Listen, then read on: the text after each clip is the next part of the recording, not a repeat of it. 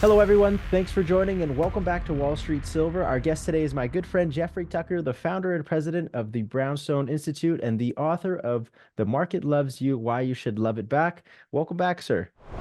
No, it's good to be back. Yeah, it's always great having you on, coming to Wall Street Silver and talking about the market and everything that's developing. First thing I wanted to ask you, Jeffrey, is what is happening in the precious metals market? There's so much turmoil happening in the world, and everyone in the precious metals, community was hoping for higher silver and gold prices. So let's start there. Why do you think Uh, gold and silver I is wouldn't not? worry about it. I mean, I think part of the problem here is that we've been getting mixed signals from official sources now I wanted to say for several months, but actually it goes back several years. Um, a lot of the psychology has changed as a result of this morning, I think. The new inflation numbers came out, and they were much, much hotter than anybody was anticipating. You'd think by now everybody would have figured out the racket. Yeah. The inflation still got a long way to go, but not yet. And so the very first Wall Street Journal headline this morning, when the new numbers came out, which is showing, by the way, sticky prices at running twice the target. So we're looking at 4%. I mean, it's actually getting slightly worse. It's gotten worse over the last 4 months rather than better. Wow. And the first Wall Street Journal headline said that inflation had cooled. Hmm. Here we go again. And then somebody changed it to inflation is stubborn, but retained the line about it being cooler in the subhead. Yeah, And that's then a good. couple hours later, that was whoever the idiot was that came up with the word, cooling inflation. That guy got, wrapped on the nose, and that was taken down. And now the headline is that inflation is much hotter. So, this is what happens. After 4 hours, gradually the reporters figured out that their first line is not working, so they have to change it to the new line. But I'm just fed up with this because this has been going on for months and months Yeah. and months. I mean, like my memory is that this goes back like 3 years. We've been hearing about, oh, inflation is just a blip, it's going away, the Fed is, getting rid of it, and so on. And the gaslighting has gotten so bad Right. that over the last 6 weeks or so, we've been subjected to these ridiculous debates behind the Federal Reserve policy, which is it time to start lowering rates again? Well, that's a strange thing because you only lower rates in a counter-cyclical way. You lower rates to dig yourself out of recession, but so on one hand, they're talking about, oh, we'll lower rates now. On the other hand, the line is that the economy is absurdly strong and everything is fantastic. And why is everybody complaining about it, Right. everything? And so you have the Fed, toying around with lowering rates. Well, I had some suspicions about this. Anytime you see like 5 days of headlines in the New York Times, why is everybody grumbling when the economy is so great? Shouldn't the Fed lower rates, immediately, and so on? You know something's up. So sure That's the red enough, flag. yeah, it's a red flag. And once you learn how to read these tea leaves, it's impossible not to see beneath the lies of the headlines. And so then, over the weekend, we had the White House, issue this absurd video with Biden complaining about stagflation, that his ice cream cartons are getting smaller and his snacks, Shrinkflation, yeah. yeah. And so shrinkflation thing, which he blamed on the producers. Cut it out. This is a ripoff. Well, what Uh, do you want? You want higher prices or smaller products? I mean, right. that's the only possible choice when you're faced with this kind of a plan. But so here he is trying to deflect blame over to corporations, but are trying to stay alive.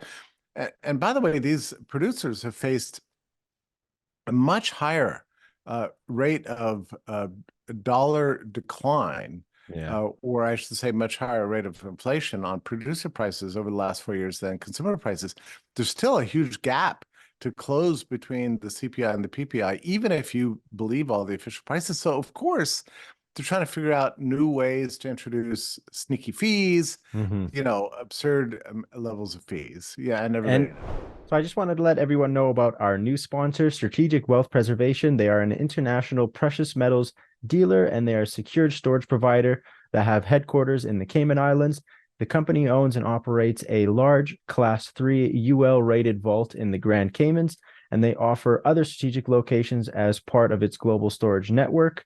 They specialize in the acquisition, secure storage, and liquidation of precious metals for individuals, companies, trusts, and wealth management professionals on behalf of their clients. So if you guys want to check them out, the link is in the description below.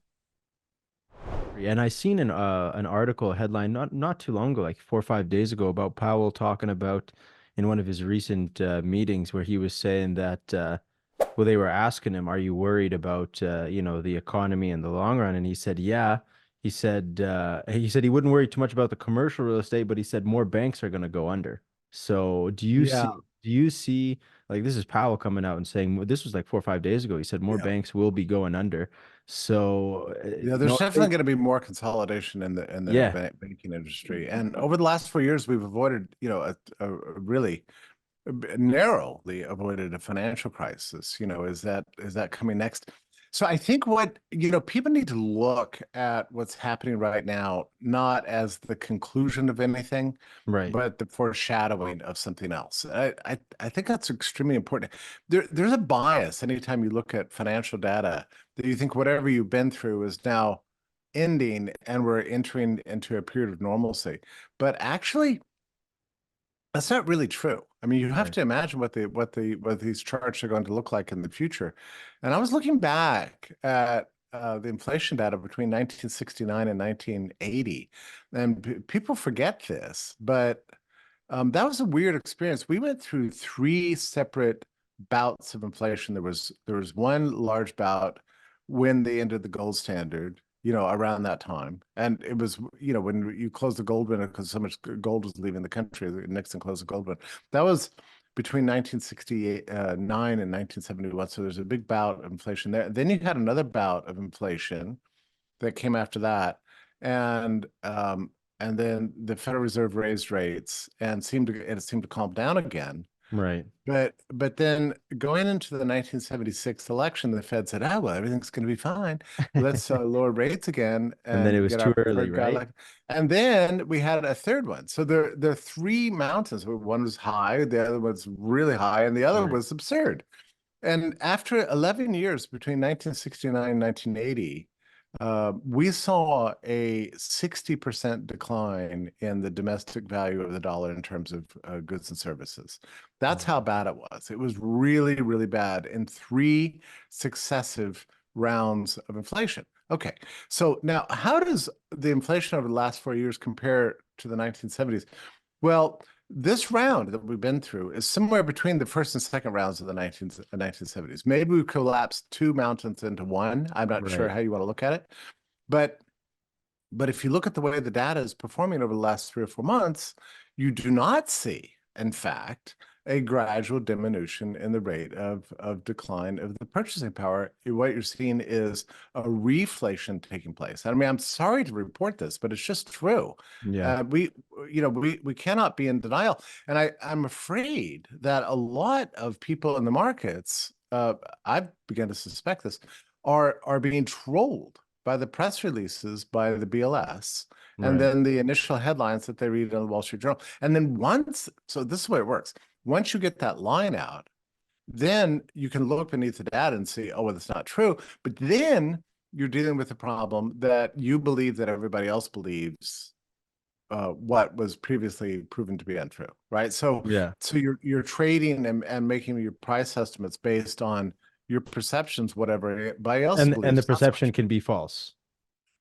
Well, I mean, these days it's routinely false, but Right. that consciousness is not quite there yet. Right. And the lies are so egregious, they hit every one of the major pieces of economic data, from the jobs numbers, which is another subject entirely. But every time the jobs numbers come out, they claim job creation. They're citing the institutional surveys and not the household surveys.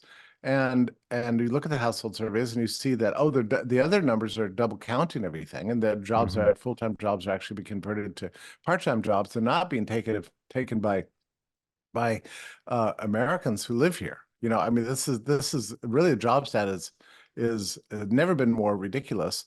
Then you get the GDP data, which is entirely skewed by the fact that national income accounting includes government spending as part of GDP. That's why the Soviet Union had such a high and growing GDP between 1930 and 1985. I mean, Oh, it's just, interesting.